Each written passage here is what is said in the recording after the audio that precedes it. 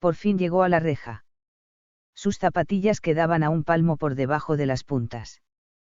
Vistas desde aquí, aquellas puntas parecían más agudas todavía. Pero, agudas o no, allí peligraba algo más que los testículos. Si se caía encima de aquellas lanzas, su propio peso haría que se le clavaran hasta los pulmones. En su próxima ronda, los policías encontrarían una lúgubre colgadura en la reja de Pleasant-View. Respirando deprisa, sin llegar a jadear, Louis buscó las puntas de la reja con los pies, para descansar un momento. Así estuvo unos instantes, con los pies danzando en el aire, buscando apoyo y sin encontrarlo. Le enfocó una luz que aumentaba de intensidad. Mierda, un coche. Ahora viene un coche.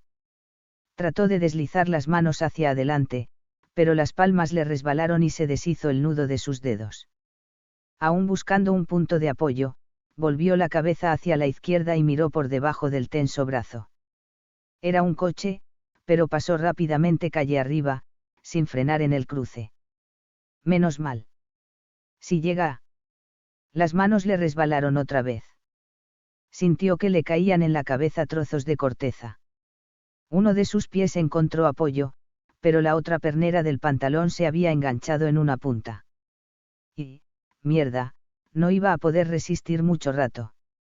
Louis agitó con fuerza la pierna. La rama se inclinó. Volvieron a resbalarle las manos. Se oyó un desgarrón de tela y Louis se encontró de pie sobre dos puntas de lanza que se le clavaban en las suelas de las zapatillas. Muy pronto, la presión se hizo dolorosa, pero Louis se mantuvo sobre ellas, por lo menos unos momentos. Era mayor el alivio de las manos y los brazos que el dolor de los pies. Vaya aspecto que debo de tener, pensó Louis con un ligero y triste humorismo. Sosteniéndose en la rama con la mano izquierda, se frotó la palma de la derecha en la tela de la chaqueta. Luego repitió la operación cambiando de mano. Permaneció un momento más sobre las puntas de los barrotes y deslizó las manos a lo largo de la rama que en aquel punto era más delgada y le permitía entrelazar cómodamente los dedos. Balanceó el cuerpo hacia adelante como Tarzán, abandonando el apoyo de los pies. La rama se dobló de un modo alarmante con un crujido de mal agüero. Louis se soltó, saltando a ciegas. Cayó mal. Se golpeó una rodilla con una lápida y sintió que un dolor insoportable le subía por el muslo. Rodó sobre la hierba abrazado a la rodilla y un rictus de angustia en los labios, temiendo haberse destrozado la rótula. Luego, el dolor fue mitigándose y Louis comprobó que podía doblar la articulación. Todo iría bien si seguía moviéndose y no dejaba que se le agarrotara. Por lo menos, así lo esperaba él. Se puso de pie y echó a andar siguiendo la cerca en dirección a Mason Street, donde había tirado el equipo. Al principio cojeaba, pero poco a poco el dolor fue remitiendo y quedó en una molestia sorda. Tenía aspirina en el botiquín de Londa y hubiera debido traerlo consigo. Pero ya era tarde. Se mantenía alerta por si venía algún coche y, al advertir que uno se acercaba, se apartó de la reja. Cuando llegó a la parte de Mason Street, que podía estar más concurrida, se mantuvo lejos de la reja hasta que estuvo frente al Civic. Ya iba a aproximarse a la cerca para sacar el fardo de los arbustos cuando oyó pisadas en la acera y una risa grave de mujer. Se sentó detrás de una lápida grande, el dolor de la rodilla no le dejaba ponerse en cuclillas, y vio que, por el otro lado de Mason Street, pasaba una pareja. Iban enlazados por el talle y, en su forma de caminar pasando de una zona de luz a la siguiente había algo que hizo pensar a Louis en una vieja serie de televisión. Ya lo tenía, la hora de Jimmy Durante. ¿Qué harían aquellos dos si él se levantaba ahora, como una sombra en la silenciosa ciudad de los muertos y les gritaba, con voz campanuda, «Buenas noches, Mrs. Calabas, donde quiera que esté»? La pareja se detuvo mismamente detrás del Civic y se abrazó. Louis, al mirarlos, sintió una extraña perplejidad y desprecio hacia sí mismo. Allí estaba él, agazapado detrás de una sepultura, como un macabro vampiro de historieta barata, espiando a una pareja de enamorados. Tan fina es la línea divisoria. Se preguntó, y ese pensamiento también le sonaba familiar. Tan fácil es pasar al otro lado. Te subes a un árbol, te deslizas por una rama, saltas a un cementerio, miras a una pareja, abres una tumba. Así de fácil. ¿Es esto la locura? Tardé 8 años en hacerme médico y un solo paso me ha bastado para convertirme en ladrón de cadáveres, en lo que muchos llamarían un necrofílico. Se oprimió los labios con los puños, para impedir que se le escapara un gemido, mientras trataba de encontrar aquella frialdad interior, aquella ecuanimidad. Allí estaba, y Louis se arrebujó en ella con fruición. Cuando la pareja se alejó, Louis los miró con impaciencia. Se pararon delante de uno de los edificios de apartamentos. El hombre sacó una llave y entraron. La calle volvió a quedar en silencio. No se oía más que el constante rumor del viento que agitaba las ramas de los árboles y le revolvía el sudoroso pelo sobre la frente. Louis corrió hacia la reja, doblando el cuerpo y buscó el fardo de lona. Allí estaba. Sintió en los dedos el roce de la áspera tela. Lo levantó y oyó el leve tintineo de las herramientas. Salió a la ancha avenida de grava que conducía a la verja y se detuvo para orientarse. Tenía que caminar en línea recta y, al llegar a la bifurcación, torcer hacia la izquierda. Muy sencillo. Caminaba por el borde de la avenida, amparándose en la sombra de los olmos, por si había un vigilante nocturno y andaba por allí. En realidad, Louis no esperaba problemas a este respecto. Al fin y al cabo, era un cementerio de ciudad pequeña, aunque sería mejor no arriesgarse. Torció hacia la izquierda. Ya estaba cerca de la tumba de Gage. De pronto, consternado, se dio cuenta de que no podía recordar la cara de su hijo. Se detuvo, mirando fijamente las hileras de lápidas y las sombrías fachadas de los panteones, mientras trataba de evocar la fisonomía del niño. Acudían a su memoria rasgos sueltos, su pelo rubio, todavía fino como la seda, sus ojos un poco oblicuos, sus pequeños dientes, la diminuta cicatriz del mentón, de cuando se cayó por las escaleras de atrás de la casa de Chicago. Louis veía estas cosas, pero no podía reunirlas en un todo coherente. Veía a Gage correr hacia la carretera, hacia su cita con el camión de la Orinco, pero el niño estaba de espaldas. Trató de representarse a Gage dormido en su cuna la noche del día en que lanzaron la cometa, pero en su cerebro todo era oscuridad. Gage, ¿dónde estás? ¿No se te ha ocurrido pensar, Louis, que tal vez no vayas a hacer a tu hijo ningún favor?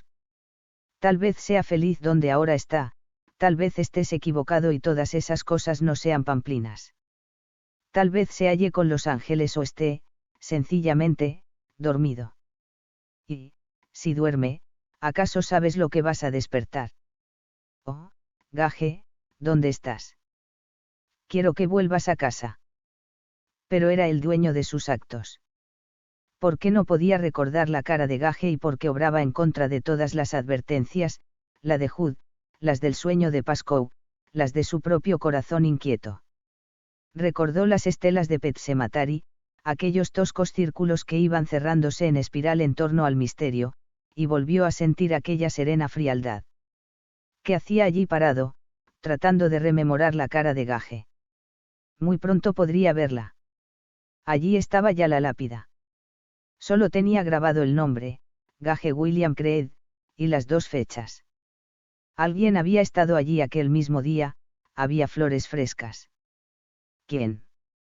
Missy Dandridge. El corazón le latía con fuerza, pero despacio. Bien, ya estaba allí. Si iba a hacerlo, sería mejor poner manos a la obra. No podía perder tiempo. La noche tenía que acabar, y llegaría el día. Louis recapacitó por última vez y descubrió que sí, que estaba decidido a seguir adelante. Asintió casi imperceptiblemente y metió la mano en el bolsillo para sacar el cuchillo. Había ceñido el paquete con cinta adhesiva que ahora cortó. Desenrolló la lona al pie de la tumba y dispuso los útiles del mismo modo que hubiera ordenado el instrumental antes de suturar una herida o hacer una pequeña intervención. La linterna con la lente cubierta con un fieltro, tal como le sugiriera el dependiente. El fieltro también estaba sujeto con cinta adhesiva. Con ayuda de una moneda de 1 centavo, había cortado un círculo en el centro con el escalpelo. El pico de mango corto que seguramente no necesitaría, solo lo trajo por precaución, ya que no tendría que levantar una bóveda sellada ni encontraría rocas en una tumba tan reciente. La pala, el azadón, la cuerda y los guantes. Se puso los guantes, agarró el azadón y empezó. La tierra estaba blanda y se removía fácilmente. El contorno de la tumba estaba bien definido y la tierra que extraía era más esponjosa que la de los bordes. Casi automáticamente, Louis comparó la facilidad de esta excavación con el esfuerzo que le costaría hincar el pico en el suelo árido y rocoso del lugar en el que, si todo iba bien, aquella misma noche enterraría a su hijo. Allí arriba tendría que bregar. Luego, trató de no seguir pensando. Era un engorro. Amontonaba la tierra a la izquierda de la tumba, moviéndose con un ritmo regular que se hacía más difícil de mantener a medida que descendía el nivel. Louis bajó al hoyo, aspirando el olor a tierra húmeda que le trajo el recuerdo de los veranos en los que trabajaba con el tío Carl. Cavador, pensó, haciendo un alto para secarse el sudor de la frente. El tío Carl le dijo que ese era el mote que se ponía en América a todos los sepultureros. Los amigos te llamaban cavador. Reanudó el trabajo. Solo paró otra vez, para mirar el reloj. Las 12:20. Le parecía que el tiempo se le escurría entre los dedos como un objeto bien engrasado. 40 minutos después, el azadón tropezó con la cubierta y Louis se mordió el labio superior hasta hacerse sangre. Iluminó el fondo del hoyo con la linterna. Entre la tierra asomaba una franja grisácea en diagonal. Louis fue apartando la tierra con precaución, para no hacer ruido, nada más escandaloso que una pala raspando sobre una losa de cemento en plena noche. Cuando hubo quitado la tierra, Louis subió en busca de la cuerda que pasó por las anillas de una de las cubiertas. Volvió a salir del hoyo, extendió la lona, se echó en ella y agarró los extremos de la cuerda. Louis, adelante. Tu última oportunidad. Tienes razón, es mi última oportunidad y no pienso desperdiciarla. Louis dio un par de vueltas con la cuerda alrededor de las manos y tiró. La placa de cemento se alzó fácilmente con un sonido áspero y quedó vertical sobre un cuadro de oscuridad. Louis sacó la cuerda de las anillas y la arrojó a un lado. Para la otra placa no la necesitaría. Podría ponerse de pie sobre los bordes laterales del cajón y levantarla con las manos. Volvió a bajar a la tumba, moviéndose con precaución, para que la placa que ya había quitado no le cayera en los pies o se rompiera, pues era bastante delgada la condenada. Resbalaron unos guijarros que golpearon con un sonido hueco en la tapa del ataúd de gaje. Louis se agachó y tiró de la otra placa. Al agarrarla sintió en la mano una cosa fría y blanda. Cuando hubo dejado la placa apoyada verticalmente en el borde de la cubeta, se miró la mano y vio una gruesa lombriz de tierra que se retorcía débilmente. Ahogando un grito de repugnancia, Louis restregó la mano en la pared de tierra de la tumba. Luego, enfocó el fondo con la linterna. Allí estaba el ataúd que él viera por última vez descansando sobre unos travesaños metálicos y aquel horrible césped artificial, al lado de la tumba, durante la ceremonia del entierro. Allí estaba la caja de depósito en la que él debía enterrar todas las ilusiones que había cifrado en su hijo. Sintió un furor candente, la antítesis de su frialdad de antes. ¡Qué estupidez! La respuesta era, no. Louis buscó a tientas el azadón, lo levantó sobre el hombro y lo descargó sobre la cerradura del ataúd 1 vez, 2, 3, 4. Enseñaba los dientes con una mueca de rabia. Ahora mismo te saco, gaje. Ya verás tú si no. La cerradura había saltado al primer golpe, y probablemente no hacían falta más, pero él siguió golpeando porque lo que quería era no solo abrir el ataúd, sino romperlo, lastimarlo. Pero entonces volvió a él, más pronto de lo que hubiera podido recobrarla en otras circunstancias, una cierta dosis de cordura, y se detuvo con el azadón en alto. La hoja de la herramienta estaba doblada y rayada. Louis la tiró y salió de la tumba casi gateando. Le flaqueaban las piernas. Sentía náuseas y su furor se había evaporado tan repentinamente como se encendiera. Ahora volvía a sentir la frialdad. Nunca había experimentado aquella sensación de soledad y aislamiento de todo. Era como un astronauta que, durante un paseo espacial, se hubiera desligado de la cápsula y flotara en una inmensa negrura, con los minutos contados. Sentiría esto Bill Batterman, pensó. Estaba tendido de espaldas en el suelo, esperando recobrar las fuerzas para continuar. Cuando dejaron de temblarle las piernas, se sentó y se deslizó al interior del hoyo. Enfocó la cerradura con la linterna y vio que no solo estaba rota, sino deshecha. Había golpeado con furia ciega, pero cada golpe dio en el blanco con exactitud matemática, como si alguien le hubiera guiado la mano. La madera estaba astillada.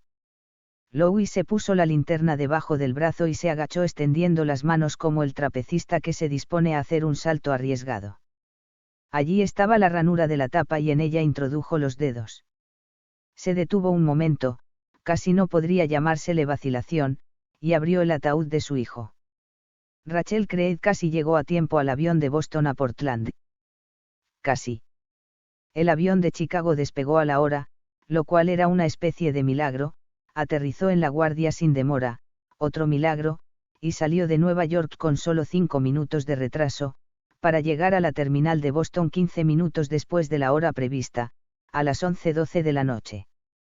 Le quedaban 15 minutos de margen.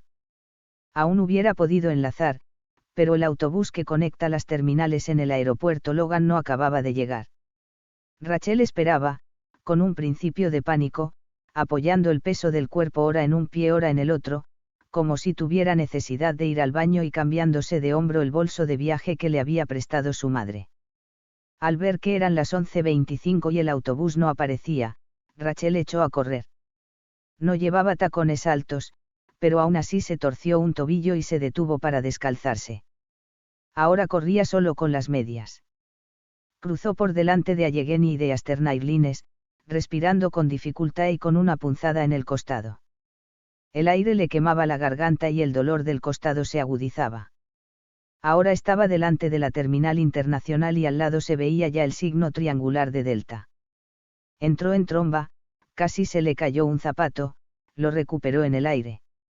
Eran las 11:37. Uno de los dos empleados de servicio la miró. Vuelo 104, jadeó ella. A Portland. Se ha ido ya. El empleado consultó el monitor que tenía a su espalda. Ahí dice que sigue en la pista, dijo. Pero hace ya 5 minutos que dieron el último aviso. Llamaré para que la esperen. ¿Alguna maleta que comprobar? No, susurró Rachel, apartando de la frente un mechón de pelo sudoroso. El corazón le galopaba. Entonces pase sin esperar a que yo llame. Llamaré, pero le recomiendo que corra. Deprisa. Rachel corrió, aunque no muy deprisa, ya no podía. Pero hizo un último esfuerzo. La escalera mecánica no funcionaba por la noche y tuvo que subir andando. Al llegar al control de seguridad, casi arrojó el bolso de viaje a la sorprendida agente y se quedó esperando que se lo devolviera la cinta transportadora, apretando los puños. Apenas salió el bolso de la cámara de rayos X, lo agarró por la correa y salió corriendo. El bolso describió un arco y le rebotó en la cadera. Mientras corría, miró uno de los tablones de salidas, vuelo 104 Portland salida 11:25 puerta 31 embarcando. La puerta 31 estaba al otro extremo de la sala, y en el mismo instante en que Rachel ponía la mirada en el tablón, la palabra embarcando, en letras fijas, fue sustituida por despegando que se encendía y apagaba con rápida intermitencia. Lanzó un grito de desolación, y una mujer negra que sostenía en brazos a su hijo para que bebiera en la fuente, se volvió a mirarla con extrañeza. Rachel llegó a la puerta en el momento en que el empleado retiraba los rótulos en los que se leía, vuelo 104 Boston por la 11:25, ¿ya se ha ido? Preguntó con incredulidad. Se ha ido. El empleado la miró compasivamente. Salió a la pista a las 11:40. Lo siento, señora. Por si le sirve de consuelo, le diré que lo ha intentado usted con mucho estilo. El empleado señaló por el ventanal. Rachel vio un gran 727 con el anagrama de Delta, iluminado como un árbol de Navidad, que rodaba por la pista de despegue. «¿Es que no le han avisado de que venía yo?», exclamó Rachel. Cuando llamaron de abajo, el 104 ya había entrado en la pista de rodadura. Si lo hubiera hecho volver, habría tenido que ponerse a la cola de los que esperan para entrar en la pista 30, y el piloto me hubiera sacado los hígados. Y el centenar de pasajeros, no digamos. Lo siento mucho. Solo que hubiera llegado 4 minutos antes. Rachel se alejó, sin escuchar más. A mitad de camino del control de seguridad, notó que se le iba la cabeza. Entró tambaleándose en otra zona de embarque, y se sentó a esperar que se le pasara el mareo. Luego, se puso los zapatos, después de despegar una colilla del arc de la destrozada media. Tengo los pies sucios y malditos y me importa, pensó con desconsuelo. Se dirigió a la terminal. El guardia de seguridad la miró con simpatía. Lo perdió. Lo perdí. ¿A dónde quería ir? A Portland. Y de allí a Bangor. ¿Por qué no alquila un coche? Si es que realmente tiene necesidad de llegar. Normalmente, yo le aconsejaría que buscara un hotel cerca del aeropuerto, pero si alguna vez he visto a una persona con prisa por llegar, esa persona es usted. Yo soy esa persona, dijo Rachel. Lo pensó un momento. Sí, es una solución. Si hay coches, claro. El guardia rió. Y no ha de haberlos. En Logan solo se acaban los coches cuando el aeropuerto está cerrado por la niebla. Lo cual ocurre con mucha frecuencia. Rachel apenas le oía. Estaba haciendo cálculos mentales. No podría llegar a Portland a tiempo de tomar el avión para Bangor, eso por supuesto, aunque se lanzara por la autopista a una velocidad suicida. Pero podía hacer el resto del viaje por carretera. ¿Cuánto tardaría? Eso dependía de la distancia. 400 kilómetros, esa era la cifra que le parecía haber oído. Quizá a Hood. Serían por lo menos las 12:15 cuando se pusiera en camino o, probablemente, las 12:30. Era todo autopista. Podía hacer una media de 100 sin riesgo de que la detuvieran por exceso de velocidad. Tal vez un poco más. Podría hacerlo en 4 horas, incluida una parada para ir al lavabo. Y aunque ahora el sueño le parecía una quimera, ella conocía sus limitaciones y sabía que tendría que parar otra vez para tomar un café bien cargado. Aún así, podía estar en Lulow antes del amanecer. Mientras lo meditaba, se dirigió hacia la escalera. Las agencias de alquiler de coches tenían las oficinas en la planta inferior. Buena suerte, guapa, dijo el guardia de seguridad. Y tenga cuidado. Gracias, dijo Rachel. Pensó que ya se merecía un poco de suerte. El olor le hizo retroceder con una violenta náusea. Se asió al borde de la tumba, respirando profundamente, y cuando ya creía tener controlado el estómago, toda la insípida y copiosa cena le subió a la garganta en un borbollón caliente. Vomitó al otro lado del hoyo y luego apoyó la cabeza en el suelo, jadeando. Por fin se le paró el mareo. Apretando los dientes, enfocó con la linterna el ataúd abierto. Se apoderó de él un horror demencial, ese sentimiento que se reserva para las peores pesadillas, esas que apenas recuerdas al despertar. La cabeza de Gage no estaba. Louis temblaba de tal modo que tenía que sostener la linterna con las 2 manos, del mismo modo que los aspirantes a policía sostienen el arma durante las prácticas de tiro. Aún así, la luz bailaba violentamente y Louis tardó varios segundos en dirigir hacia el fondo de la tumba el haz luminoso, fino como un lápiz. Es imposible, se decía. Eso que crees haber visto es imposible. Louis paseó lentamente la luz por los 70 centímetros escasos del cuerpo de Gage, empezando por los zapatos nuevos, el pantalón largo, la americana, ¡ay, Dios! Las americanas no son para los niños de 2 años, el cuello desabrochado y... Louis ahogó una exclamación y al momento volvió a él toda la rabia y la desesperación provocadas por la muerte de Gage, sofocando todos sus temores de lo sobrenatural y lo paranormal y la certeza de que había penetrado en el mundo de los locos. Se llevó la mano al bolsillo de atrás del pantalón y sacó el pañuelo. Sosteniendo la linterna con una mano volvió a inclinarse hacia el interior de la tumba casi hasta perder el equilibrio. Si una de las placas llega a caerse en aquel momento, seguramente le hubiera desnucado. Con el pañuelo, limpió cuidadosamente el moho que cubría la cara de Gage, un moho tan oscuro que le hizo pensar durante un momento que Gage se había quedado sin cabeza. Era un moho húmedo, una especie de espuma. Debió figurárselo, había llovido y las placas que recubrían la tumba no eran herméticas. Louis miró a uno y otro lado del ataúd y vio que debajo había un charco de agua. Una vez retirado el moho, Louis pudo ver a su hijo. El amortajador, aun a sabiendas de que tras un accidente tan espantoso, el ataúd tendría que estar cerrado durante el velatorio, hizo todo lo que pudo. Siempre lo hacen. Gage parecía un muñeco mal hecho, con la cabeza deforme y los ojos hundidos. Una cosa blanca le asomaba por la boca y, en un principio, Louis pensó que podría tratarse de pasta. Quizá habían abusado del líquido de embalsamar. Si normalmente era difícil calcular la dosis, con un niño resultaba imposible acertar y unas veces ponían poco y otras, demasiado. Luego vio que solo era algodón. Alargó el brazo y se lo extrajo de la boca. Los labios de Gage, extrañamente blandos, oscuros y gruesos, se cerraron con un plip leve pero perfectamente audible.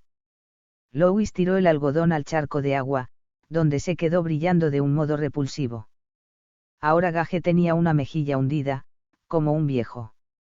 Gage, susurró Louis, ahora mismo te saco, Louis hacía votos para que nadie se acercara por allí, algún guardián haciendo la ronda de las 12:30, por ejemplo.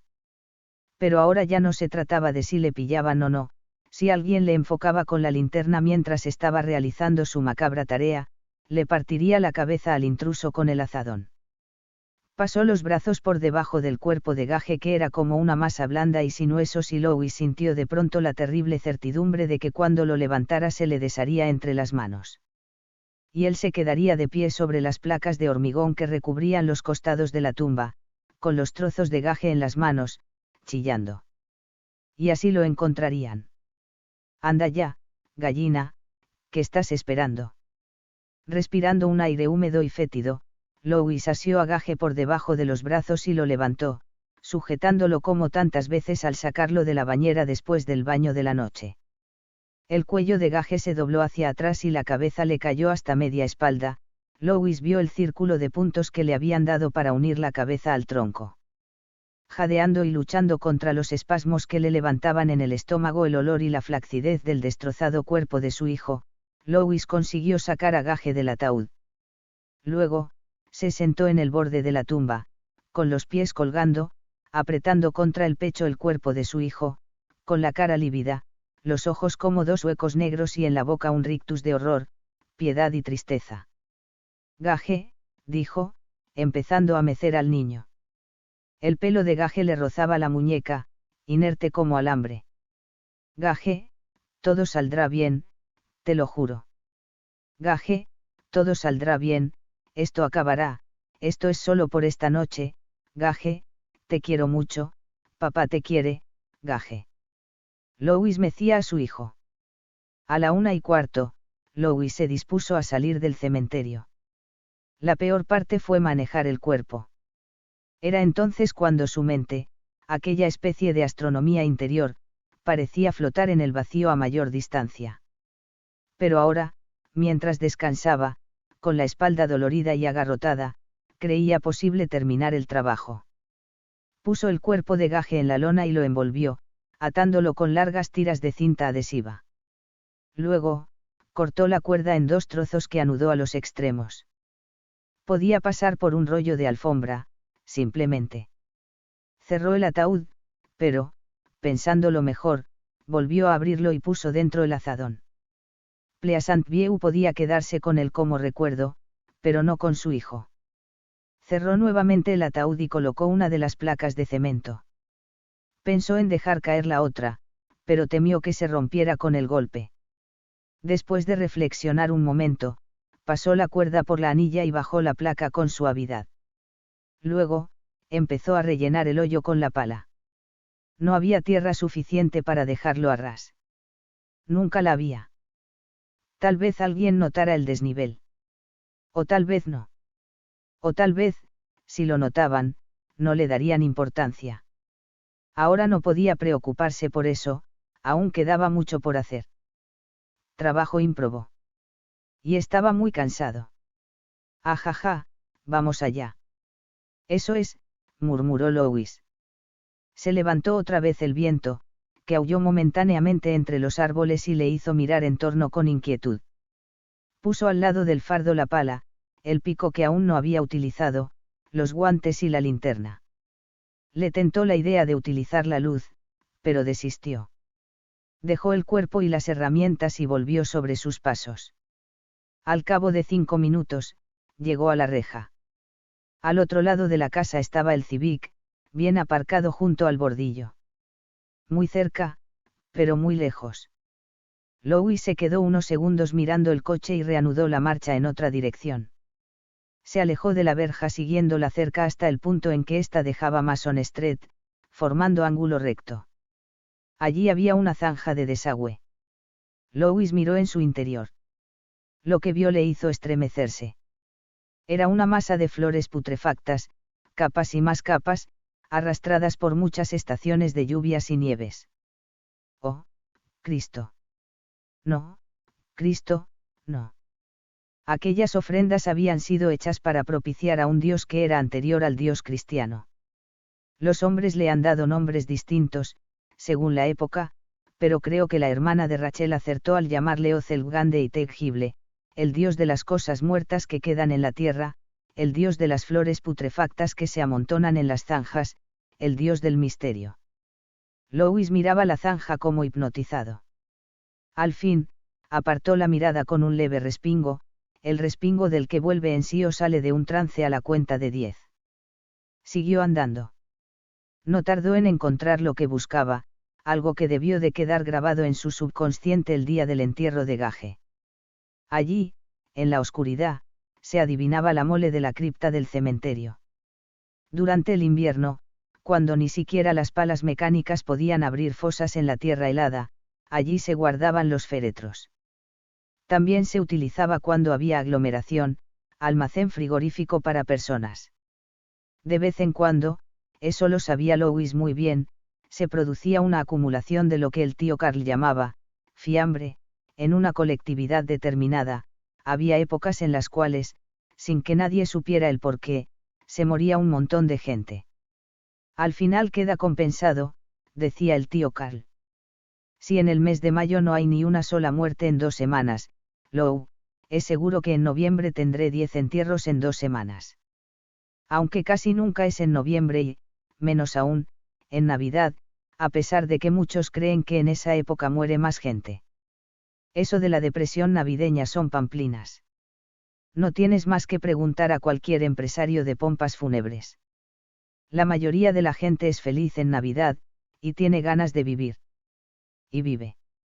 Generalmente, es en febrero cuando hay agobio. La gripe se lleva a los viejos, y luego están las pulmonías, claro, pero eso no es todo. Hay personas que han estado 1 año o año y medio peleando con un cáncer como fieras, y llega el cochino febrero y es como si se hartaran de todo y el cáncer se los echa al saco. El 31 de enero parece que van a mejor y ya se creen salvados, y el 24 de febrero están bajo tierra. En febrero hay ataques al corazón, en febrero hay embolias, en febrero hay fallos de riñón. Es un mes malo. En febrero la gente se harta. Los del ramo estamos acostumbrados. Pero lo mismo puede ocurrir, sin más ni más, en junio o en octubre. En agosto, nunca. Agosto es mes de poco trabajo. A no ser, desde luego, que estalle una tubería de gas o que un autocar se caiga desde un puente. En general, en agosto nunca se llena el depósito del cementerio. Pero ha habido febreros en los que hemos tenido que amontonar los féretros en 3 pisos y rezado a todos los santos para que llegara el deshielo y pudiéramos plantar algunos, para no tener que alquilar un apartamento. El tío Carl se echó a reír y Louis, sintiéndose importante por estar enterado de un secreto que ni los profesores de la facultad conocían, se rió también. La puerta doble de la cripta estaba empotrada en un montículo cubierto de hierba, tan natural y atractivo como un pecho femenino. La cima del montículo, que Louis sospechaba era artificial, su contorno era excesivamente simétrico, quedaba aproximadamente medio metro por debajo de las decorativas lanzas de la reja que, en lugar de ascender con la elevación del terreno, mantenían la horizontal por su parte superior. Louis echó un vistazo alrededor y subió a lo alto del montículo. Al otro lado había una explanada vacía, de casi 1 hectárea. No, no totalmente vacía. Se veía una nave cubierta. Probablemente, pertenece al cementerio, pensó Louis. Allí debían de guardar la máquina para mover la tierra. Las luces de la calle brillaban a través de las ramas de una hilera de árboles, grandes olmos y arces, que se agitaban al viento. Los árboles ocultaban el solar a la vista de la calle. No se advertía más movimiento que el de las ramas. Louis bajó arrastrando las posaderas, para evitar una posible caída que hubiera podido acabar con su rodilla, y volvió a la tumba de su hijo. Estuvo a punto de tropezar con el fardo de lona. Comprendió que tendría que hacer 2 viajes, uno con el cuerpo y otro con las herramientas. Se agachó haciendo una mueca de dolor al doblar la espalda y levantó el rígido paquete. Notó en el interior el balanceo del cuerpo, mientras trataba de bloquear la parte de su mente que le susurraba sin cesar que se había vuelto loco. Llevó el cuerpo al montículo que albergaba la cripta del cementerio de Pleasant-View, con sus 2 puertas correderas de acero. Aquellas puertas le daban aspecto de garaje para 2 coches. Entonces vio lo que tendría que hacer para subir la pronunciada pendiente con aquellos 20 kilos de peso, ahora que ya no podía utilizar la cuerda. Retrocedió unos pasos para tomar carrerilla e, inclinando el cuerpo, se lanzó hacia la cima. Casi lo consiguió, pero poco antes de llegar arriba, resbaló en la hierba húmeda. Mientras empezaba a caer hacia atrás, lanzó el envoltorio lo más lejos posible. El paquete cayó casi en la cumbre. Louis volvió a subir, esta vez ayudándose con las manos, volvió a mirar alrededor y apoyó el fardo contra la reja. Luego, volvió a buscar el resto. Subió de nuevo al montículo, se puso los guantes y dejó la linterna, el pico y la pala al lado del paquete. Luego, se sentó a descansar, de espaldas a la reja, con las manos en las rodillas. El reloj digital que Rachel le regalara en Navidad marcaba las 2:01. Louis se concedió 5 minutos de respiro, luego agarró la pala y la echó por encima de la reja. La oyó caer en la hierba con un golpe seco. Trató de meter la linterna en el bolsillo del pantalón, pero no cabía. La deslizó por entre los barrotes y la oyó rodar por la pendiente, mientras pensaba que ojalá no se rompiera si chocaba contra una piedra. Debía haber traído una mochila.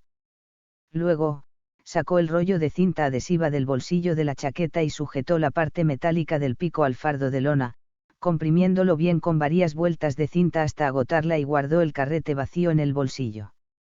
Levantó el paquete por encima de la cerca, su espalda lanzó un ay, de protesta, seguramente le esperaba una semana de martirio, y lo dejó caer. Cerró los ojos al oír el golpe sordo. Pasó un pie por encima de las puntas de lanza, se asió a los barrotes con las 2 manos, pasó el otro pie y se deslizó por el terraplén, hundiendo las puntas de las zapatillas en la tierra. Al llegar abajo, se puso a buscar entre la hierba. Enseguida encontró la pala. A pesar de que la luz de las farolas estaba amortiguada por los árboles, se reflejaba débilmente en el metal. Pasó unos segundos de zozobra mientras buscaba la linterna. ¿A dónde habría ido a parar, con aquella hierba? Se puso de rodillas y palpó el terreno con las manos, mientras el corazón le retumbaba con fuerza en los oídos. Por fin la distinguió, una mancha negra a 1,5 metros del lugar en el que pensaba encontrarla, lo mismo que el montículo que disimulaba la cripta del cementerio, se delató por la simetría de su forma.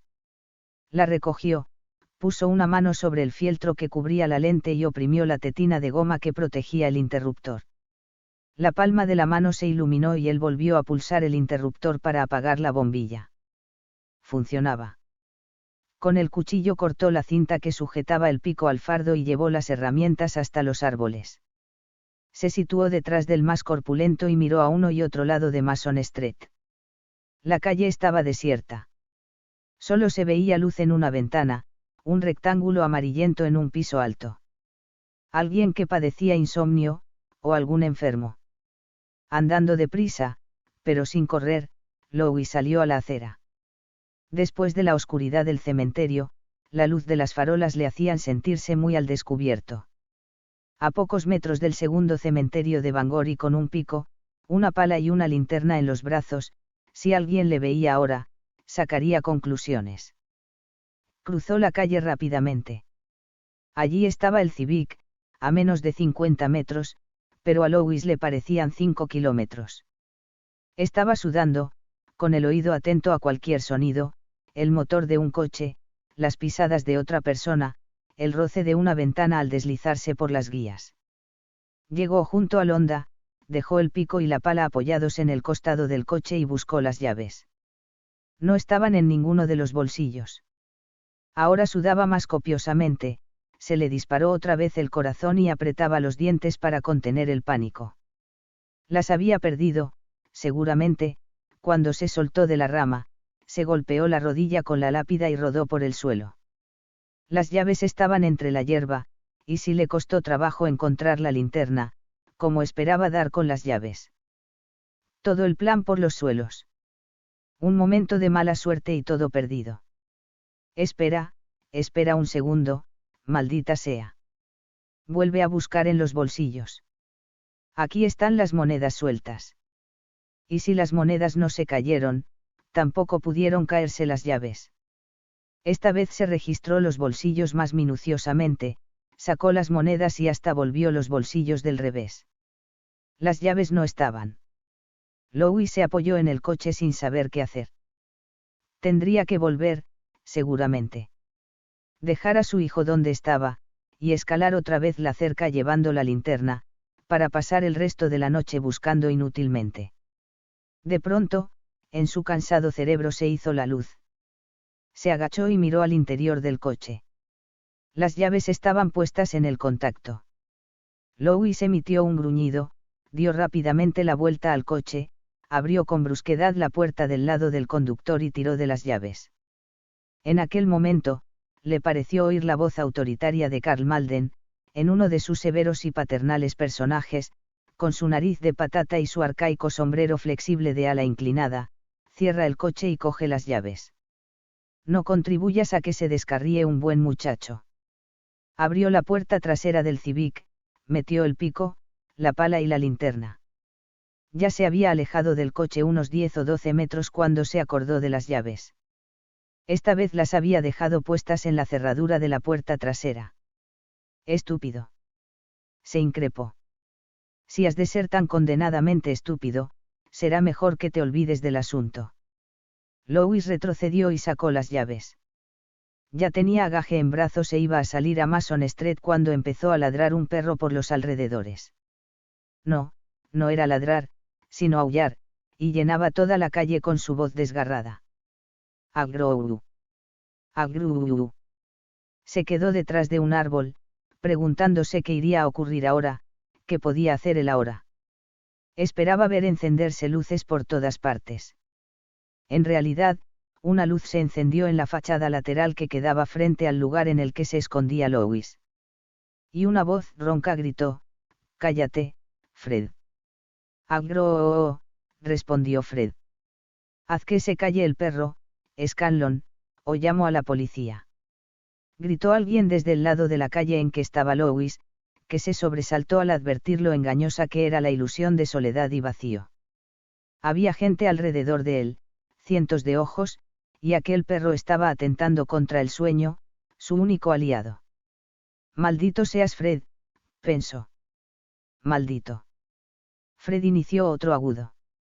Lanzó el agua, pero antes de que pudiera hacer más que empezar un rotundo roó, se oyó un golpe seco, seguido de una serie de gemidos. Se hizo el silencio y se oyó un leve portazo. La luz lateral de la casa de Fred siguió encendida un momento y luego se apagó. De buena gana, Louis se hubiera quedado un rato más escondido en la sombra, sin duda, lo mejor sería esperar a que se apaciguara el vecindario, pero se le acababa el tiempo. Vámonos, dijo, y salió a la acera. Cruzó la calle con su fardo en brazos y volvió al Civic sin ver a nadie. Fred no dio señales de vida. Sosteniendo el paquete con una mano, Louis sacó las llaves y abrió el maletero. Gage no cabía. Louis probó de colocarlo en sentido vertical, horizontal y diagonal. El maletero del Civic era pequeño. Hubiera podido doblarlo y aplastarlo, a Gage no le habría importado, pero Louis era incapaz. Vamos, vamos, vamos, hay que marcharse de aquí, no puede seguir tentando a la suerte. Pero seguía allí plantado, con el fardo que contenía el cadáver de su hijo en los brazos, sin saber qué hacer. Entonces oyó acercarse un coche y, sin pensar, abrió la portezuela del lado del pasajero y dejó el fardo en el asiento, doblándolo por donde imaginaba que estarían las rodillas y las caderas.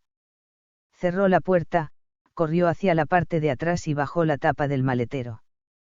El otro coche pasó por la calle transversal y Louis pudo oír una algarada de voces de borrachos. Se sentó al volante, puso el motor en marcha y cuando iba a encender las luces de cruce, le asaltó un pensamiento horrible. ¿Y si había puesto a Gage de espaldas, con las articulaciones dobladas al revés y sus hundidos ojos vueltos hacia la luneta trasera en lugar de encarados hacia el parabrisas? ¿Y qué importa eso?, le dijo su mente con la irritabilidad nacida del agotamiento. Es que no te das cuenta de que eso no tiene la menor importancia. La tiene. Sí, la tiene. Ahí dentro está Gage y no un montón de toallas.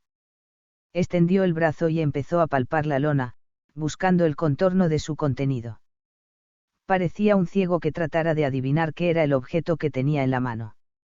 Por fin encontró una protuberancia que no podía ser más que la nariz de Gage, apuntando la dirección correcta. Solo entonces se decidió a poner en marcha el Civic y emprender el viaje de 25 minutos hasta Lulou. A la 1 de la madrugada, el teléfono de Hugh Crandall empezó a sonar con estridencia en la casa vacía, haciéndole despertar sobresaltado. Se había quedado traspuesto y estaba soñando.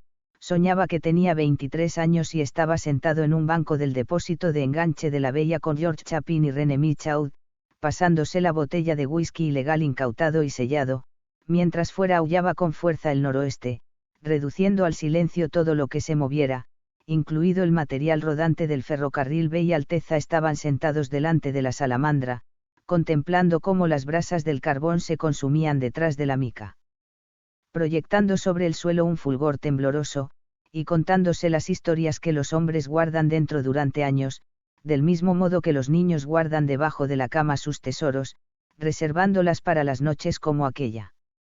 Eran historias tenebrosas con un punto de fuego dentro, como los tizones de la salamandra, que se avivaba con el viento.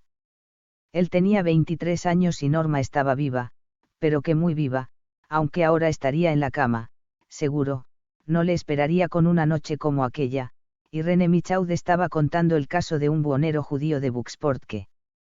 Fue entonces cuando empezó a sonar el teléfono y Hugh se irguió bruscamente en su mecedora haciendo una mueca por el dolor de la nuca y sintiendo un sabor amargo en la boca y una pesadez en el cuerpo, como si todos aquellos años transcurridos desde los 23 hasta los 83, 60 en total, le hubieran caído encima de golpe, como una piedra. Y, a renglón seguido, pensó, ¿te has dormido, chico? Esa no es manera de llevar este ferrocarril. Esta noche, no. Hugh se levantó con la espalda rígida y cruzó la sala hacia el teléfono. Era Rachel. Diga. Hugh, ¿ha vuelto ya? No, dijo Hugh.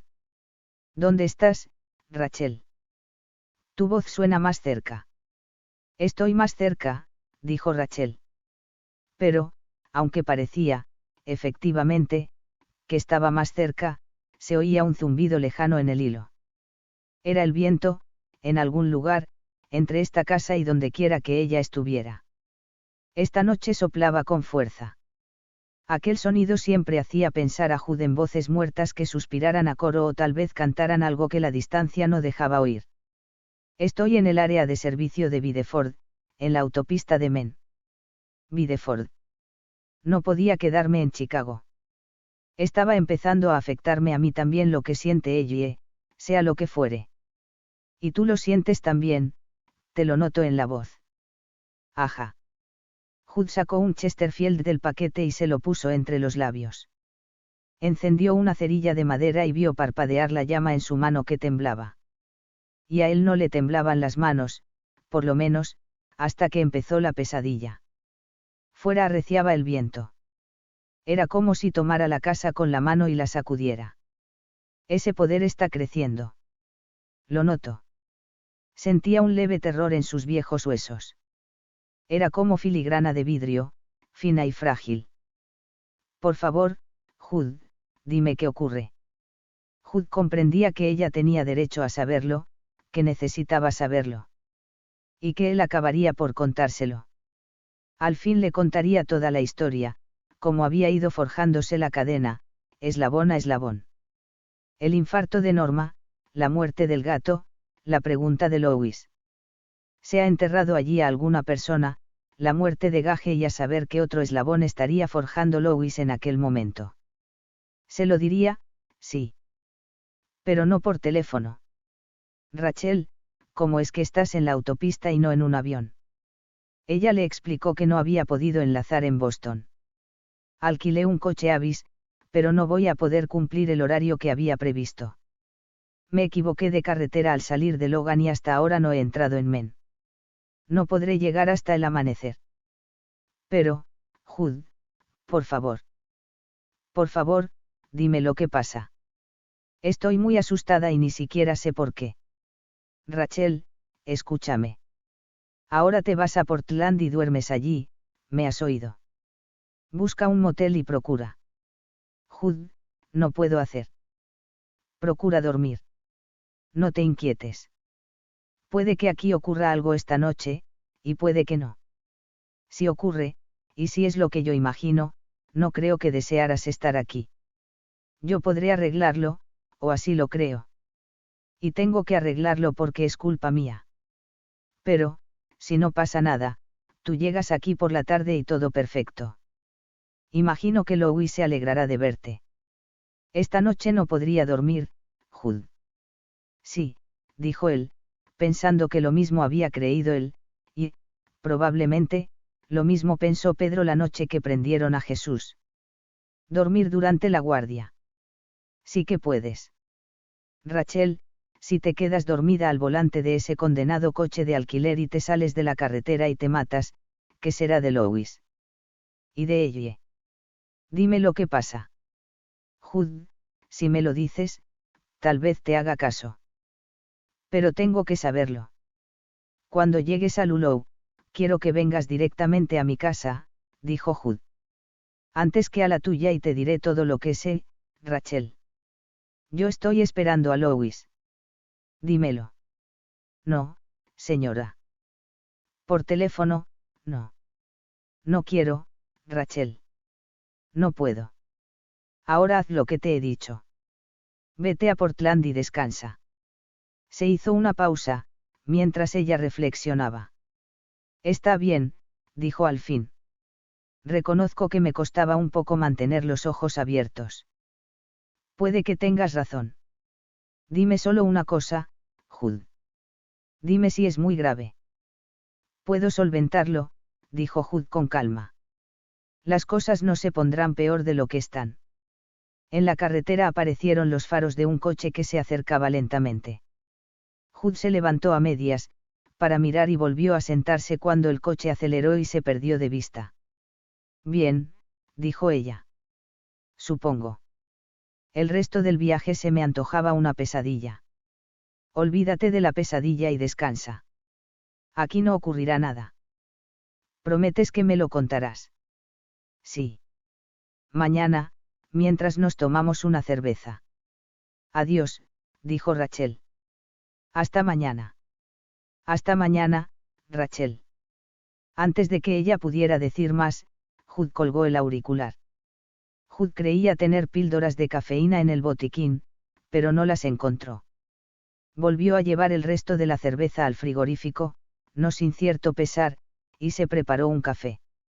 Llevó el café a la sala y volvió a sentarse en el mirador, a vigilar entre sorbo y sorbo. El café, y la conversación con Rachel, le mantuvo despierto y alerta durante 3/4 de hora. Pero después volvía a dar cabezadas. No te duermas durante la guardia, viejo. Tú dejaste que esa cosa se apoderase de ti, tú lo liaste todo, y ahora tienes que arreglarlo. De modo que nada de dormirse durante la guardia. Encendió otro cigarrillo, inhaló profundamente y tosió, con su ronca tos de viejo. Dejó el cigarrillo en la muesca del cenicero y se frotó los ojos con las 2 manos. Por la carretera pasó zumbando un 10 toneladas, hendiendo la noche borrascosa con los faros. Ya volvía a dormirse, pero se irguió bruscamente y empezó a darse cachetes con la palma y con el dorso de la mano hasta que le zumbaron los oídos. Ahora penetró en su corazón el terror, visitante sigiloso de aquel secreto. Quiere hacerme dormir, quiere hipnotizarme, lo que sea. No le conviene que esté despierto. Porque ya no puede tardar en volver. Sí, lo noto. Y eso trata de deshacerse de mí. No, dijo ásperamente en voz alta. No lo conseguirás. ¿Me has oído? Voy a acabar con esto. Demasiado lejos hemos ido ya. El viento silbaba en el alero y los árboles del otro lado de la carretera agitaban sus hojas con movimiento hipnotizador. Hood retrocedió nuevamente con el pensamiento hasta aquella noche pasada con sus compañeros frente a la estufa de carbón de la nave de enganche de Brewer que estaba en el sitio que ahora ocupaban los muebles Ebart. Estuvieron hablando toda la noche, él y George, y René Michaud, y ahora solo quedaba él. René murió aplastado entre 2 vagones de mercancías una noche de tormenta de marzo de 1939 y George Chapin murió de un ataque al corazón ahora hacía un año. Él era el único que quedaba de tanta gente, y los viejos se vuelven estúpidos. A veces la estupidez se disfraza de amabilidad, otras veces, de vanidad, afán de revelar viejos secretos, de transmitir mensajes, de trasvasar las cosas a un nuevo recipiente, Y el buhonero judío entra y dice, tengo una cosa que no habéis visto nunca. Unas postales.